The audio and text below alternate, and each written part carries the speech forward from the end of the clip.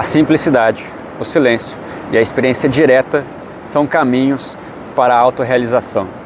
Bons dias, muito bons dias mesmo, porque eu acordei 5 da manhã para conseguir estar aqui gravando. Estamos aqui em Guarujá. Quando eu estou em praia, eu gravo aproveitando o mar. Além de trazer natureza, que é mais fácil, né? A selva, gravar o mar também é algo que eu gosto. No Rio eu não consigo porque todo mundo sabe como que é o Rio, né? Essa frase que eu trouxe agora do Ramana Maharshi não é minha. É uma frase que, para mim, por alguns anos tem feito muito sentido. Tá aparecendo aí o canto aqui da gaivota? A gaivota, né? Eu tirei o anti-ruído, que é para vocês captarem também o som do mar. O mar é muito mais bonito que minha voz, né? Quando eu fiz o vídeo sobre a ilusão da salvação, faz 2, 3 semanas que eu publiquei esse vídeo, é o segundo vídeo mais visto meu. Parece que tá todo mundo tirando os véus mesmo, né? Tem lá um pedaço que eu falo sobre o Ramana Maharshi. Ele foi um sábio, um guru da Índia. A Índia é um berço, né? Também 1 trilhão de pessoas morando naquele país, vai ter alguns fora da curva mesmo, né? O Ramana Maharshi, talvez se você olhar uma foto dele aí, você vai reconhecer, para quem estuda mais abertamente, né? Espiritualidade, ou para quem é mais adepto das linhas orientais, conhece ele, aquele magrinho. Ele nasceu em 1879 e fez a passagem em 1950. Então ele nasceu e fez a passagem na Índia. Até os 16 anos, ele vivia uma vida normal como qualquer criança, adolescente. Só que daí, diz ele que ele teve uma experiência diferente quando ele se defrontou com a possibilidade, não a possibilidade, mas com aquele momento em que a gente vai fazer a passagem. Aí ele ficou pensando sobre esse momento de passagem para o plano espiritual. E ele ali teve uma elucidação e começou a viver diferente. Ele praticamente se iluminou ali. E ele foi morar em Arunachala, ou Arunachala, como você quiser chamar, que é uma das montanhas sagradas lá na Índia, que inclusive é onde fica para baixo ali uma das principais cidades intraterrenas aqui na Terra. Eu ainda não falei sobre os intraterrenos, né? Farei o vídeo em algum momento. Milhões de pessoas acompanham o trabalho dele. Ele difundiu muito o Jnana Yoga ou Nana Yoga, cada um fala de um jeito, que é o yoga da autorrealização, da autopercepção. O Maharshi, ele foi um dos principais mestres sobre conhecer a si próprio. A frase principal dele é: quem sou eu? Quem sou eu? Quem sou eu? Sempre, a todo momento, ele se pergunta: quem sou eu? Que se apresenta aqui nesse momento, com esses pensamentos que não sou eu. Outro ponto, o sol está bem aqui do meu lado. Eu me deixei um pouco mais escuro propositalmente para focar lá atrás para vocês, tá? Eu trouxe aqui algumas citações do próprio Maharshi para que vocês conheçam. Eu vou tecer breves comentários sobre essas citações e depois, se vocês gostarem, eu aconselho vocês verem um pouco mais sobre ele. No canal Corvo Seco, lá naquela plataforma de vídeos longos, tem muitos vídeos sobre o Maharshi. E a narração do Corvo Seco lá é impecável, assim, tipo, é algo surreal, prende demais. Então, recomendo que assistam para conhecer um pouquinho mais sobre a filosofia dele. E ainda, para quem vai lá na Índia, em Arunachala, existe um ashram, até hoje, dele, né, que ele deixou lá, as pessoas vão lá para fazer estudo. Ashram é o templo religioso que a religião dele pregava, né? Eu já fiz um vídeo aqui em um ashram, lá em Cavalcante, em Goiás, para vocês, uma sequência de 4 vídeos, né? Foi maravilhoso também. Bora lá. Primeiro pensamento. Tem um bebezinho passando aqui. O pensamento eu é o primeiro a morrer. para aqueles que se refugiaram no medo da morte, aos pés do vencedor da morte. A partir de agora, eles são naturalmente imortais. Eles poderão ser novamente assaltados pelo medo da morte? É uma frase que a gente precisa ler algumas vezes para entender, né, a essência disso. O pensamento eu é o primeiro a morrer para aqueles que se refugiaram no medo da morte, aos pés do vencedor da morte. E aqui ele fala sobre a experiência própria dele. Eu não falei que ele, aos 16 anos, ao se confrontar com a ideia da morte, ele teve uma iluminação. Naquele momento ele começou a pensar sobre o self, sobre ele. O pensamento eu foi o primeiro a morrer. Quando a gente se depara com a morte, a gente percebe que isso daqui, essa identificação, a personalidade, pouco importa. Então a gente mata esse negócio aqui. Aos pés do vencedor da morte. Quem que é aos pés do vencedor da morte? Parece Luiz de Camões, que vence ao vencedor, como que é? Até o Renato Russo cantou a poesia do Camões, né? Se entrega ao vencedor, daqui a pouco eu vou lembrar, né? Meus cabelos brancos me esquecem alguma coisa.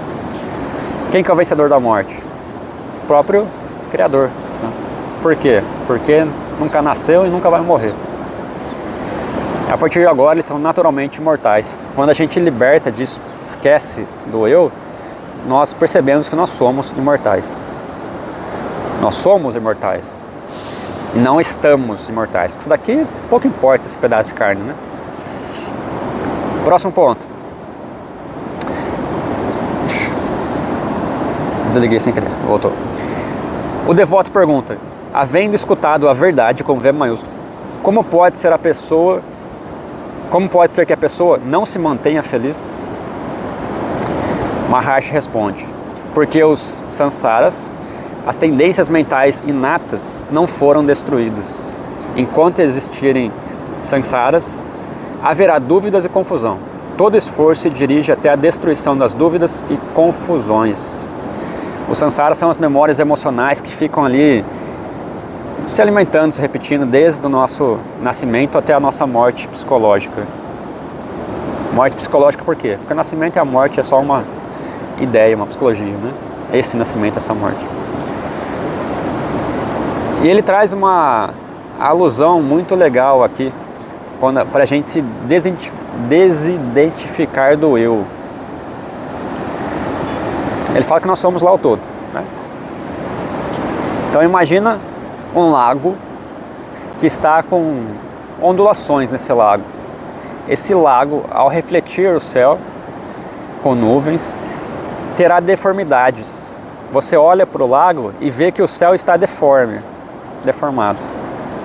Mas basta o lago se acalmar, que perceberemos que o céu está perfeito, tranquilo. Você enxerga o céu como ele é. Esse lago somos nós. Quando nós estamos perturbados por pensamentos, por emoções, quando nos deixamos levar por isso, nós não conseguimos refletir a nossa verdadeira essência. Tá? E é uma vez que a nossa verdadeira essência é percebida, como não ficar feliz com isso? Percebendo tudo aquilo que você é. Capite? Próximo. Tal é o coração de todas as religiões, a experiência do ser com S maiúsculo, o si mesmo real. É só amor que está vendo apenas amor, escutando apenas amor, sentindo apenas amor, saboreando apenas amor, cheirando apenas amor, o qual é bênção.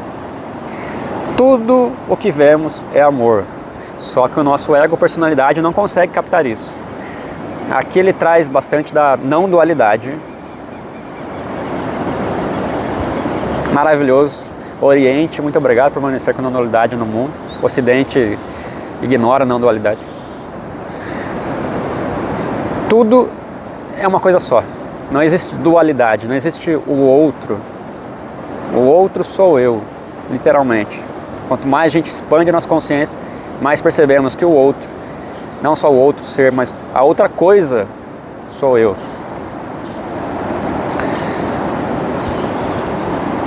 Aquilo que aconteceu no Rio de Janeiro é amor, na nossa percepção, pode ser que não.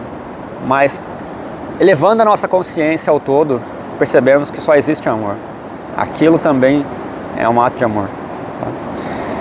Como que a gente vai enxergar isso? Só quando a gente elevar a nossa consciência, a gente transcender essa matéria. Até lá, a gente vai continuar achando que é algo, as coisas ruins são ruins. A gente não vai conseguir captar o amor que existe por trás daquilo.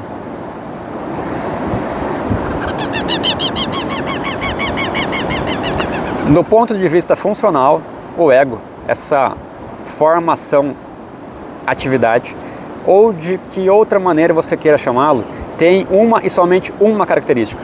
O ego funciona como um nó entre o si mesmo, que é pura consciência, e o corpo físico, que é inerte e insensível.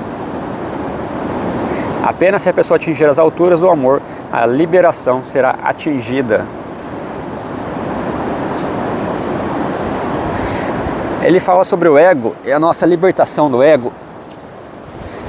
Vou colocar um pouquinho para cá para não ficar tão escuro assim. O nosso ego, ele é extremamente importante, necessário. Foi a maneira utilizada do Criador para que vivêssemos a dualidade, a experiência de separação do todo. Em algum momento a gente transcende esse ego. Ele não deixa de existir aqui, mas ele deixa de ser venerado e acatado como se fosse tudo que existe. Então, o nó que liga o invisível ao visível é o ego. Em algum momento, esse nó solta e a gente percebe puramente tudo aquilo que há. O vídeo vai ficar longo, hein? Muita coisa para falar, né? Sempre que surgir um pensamento, não se deixe levar por ele. O ser não está deprimido, nem é imperfeito. Ele é sempre feliz. O sentimento contrário é um mero pensamento, que na verdade não tem resistência. Livre-se dos pensamentos. Você é o céu e não as nuvens passageiras. Você é o mar, o oceano e não as ondas. Não se perceba como algo separado do todo. Você é o próprio todo. Você é a felicidade. E você não é aquele breve momento em que você se sente desconectado da felicidade. Livrar-se dos pensamentos. O livrar-se dos pensamentos dele aqui não quer dizer que a gente não terá mais pensamentos, porque isso está fora da condição humana. Talvez alguns seres extremamente elevados que passaram por aqui conseguissem, mas não é coisa para nós aqui, né?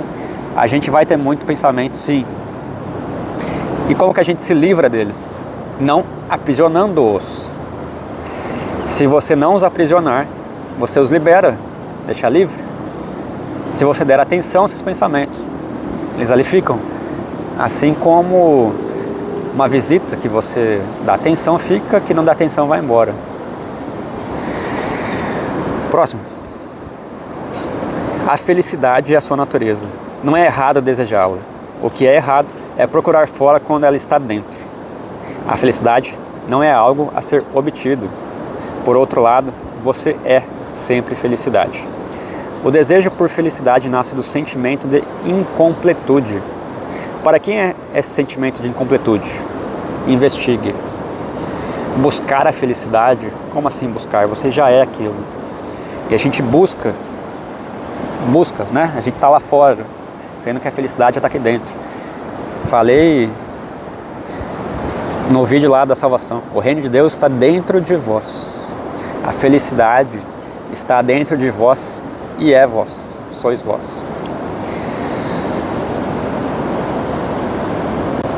Se a gente busca a felicidade é porque a gente está incompleto, o sentimento de incompletude. E quando a gente se dissolve, libera o nó do ego, nós percebemos que nós somos todos os sentimentos. E a felicidade faz parte disso e apaga, anula os sentimentos de baixa frequência. Próximo. Os homens não temem a existência dominada pelo ego, que é a fonte de todos os temores, porque acreditam que tal ego é eles mesmos e desconhecem o ser real. Temem que, se perderem o ego, deixarão de existir. Temem o que não deveriam temer. e não temem o que deveriam temer. A gente tem a brincadeira, né? Quer ir para o paraíso, mas não quer bater as botas, né? A gente se apega tanto aqui que a gente não quer mais se despedir dessa roupa aqui.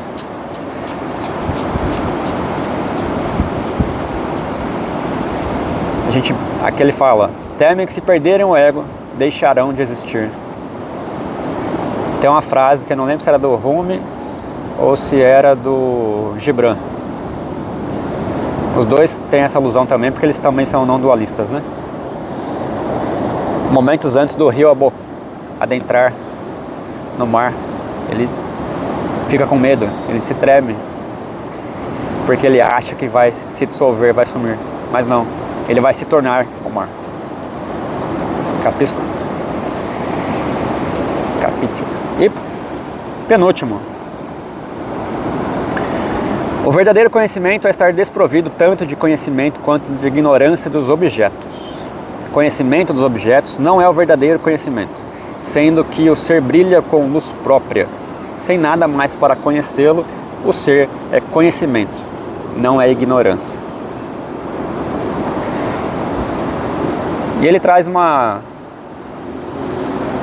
alusão muito boa aqui sobre conhecimento, arrogância intelectual.